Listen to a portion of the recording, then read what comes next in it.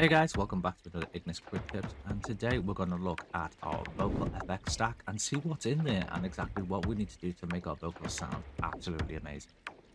First up, we have this patcher system right here. This is designed to cut out the backing vocal whenever the main vocal plays.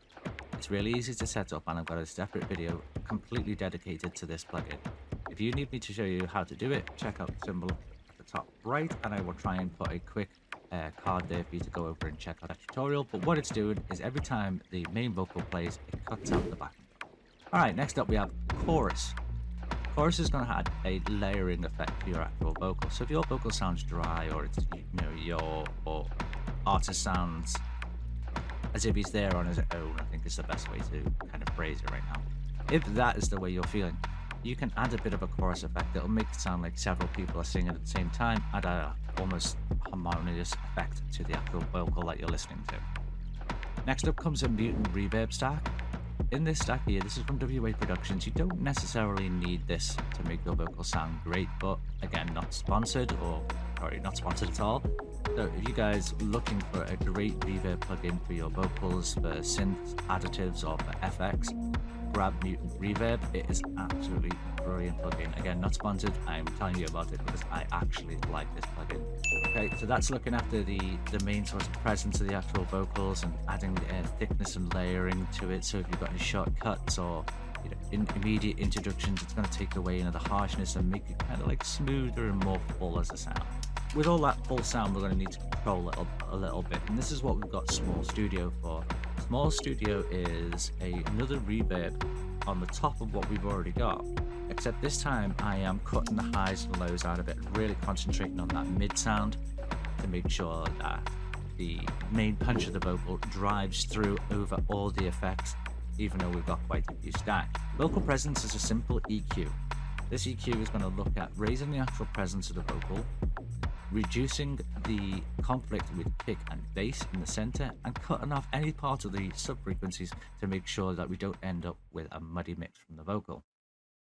Next up we have max loudness. Now max loudness can be done with the fruity version of a compressor, or it can be done with the outlaw version. Again, I'm a big fan of WA Production software. In this case, this does a really good job. So what I'm looking for compressors to do here is to take the lowest point of the vocal and the highest point of the vocals and kind of like average everything out so the vocal is nice and hearable throughout the performance. That's what this plugin is doing. Next up, we have a 40 to 80 kHz cutoff. This is designed again to cut out the muddiness after all the effects and everything has taken place. Makes your vocal nice and clean. My vocal stack itself then travels through to the main current mix, where it's got another stack on top of there just to control it a little bit more. Once you've got all these together, we should have a fairly good effect stack. Now, as you can see here, I haven't got them all set to 100%. This is kind of like your own taste. You can add or take away from these as you wish. So these are just my basic settings for whenever I throw a vocal in, I kind of want to know what it sounds like through my bus.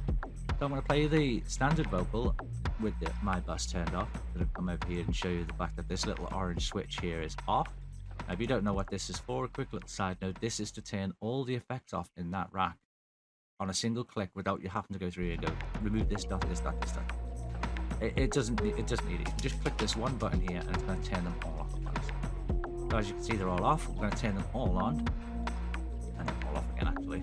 And we're going to quickly play the vocal raw, and then we're going to play it with the effects. So this is what it sounds like raw.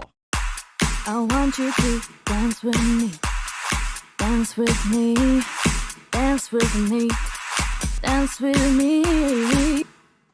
Alright, so now we've got our vocal played in its rawest form. Let's pass it through our new bus that we've just set up and find out what it actually sounds like. If you guys haven't done this before, all you need to do is drag and drop your sound onto the actual track here. It's going to give you the 4 options available for the input. You're going to choose the second one.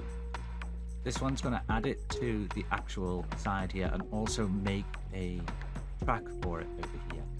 So as you can see, I haven't done it here, but I'm just going to show you a quick example. So, okay, so now you can see the difference. I've copied it in the first time, and if I pull up my mixer rack here, there was no channel for it. But now I've done it this way, there is now a channel for it. It's automatically set it up for us and popped it here. You can just simply take this track here and now route it through the vocal bus that we just created. Over right click on here and route to this track only. Now it's going through our vocal master that we've set up in order to condition our vocals. I'm going to turn off the original vocal and just leave our new one, and let's hear what it sounds like. I want you to dance with me, dance with me, dance with me, dance with me, dance with me, dance with me, dance with me. I want you to dance with me, dance with me, dance with me, dance with me, dance with me. So not all vocals are going to need the same amount of adjustment, guys. You are going to have to choose to increase or decrease chorus, reverb, and all these other effects that you might or might not want to be present in the actual music itself. So I hope this helps you all, guys. If you guys have found this interesting, don't forget to leave a like and a subscribe if you can help with the channel. It'd be absolutely fantastic. And if you found this information incredibly useful, share it with anybody you know that does make music, and see whether you can help out another person to get some absolutely awesome sounds. But that's it from me, guys. I'm going to see you on the next one. So it's a big bye-bye from me and the Ignis gang, and we'll see you all again soon. Bye-bye.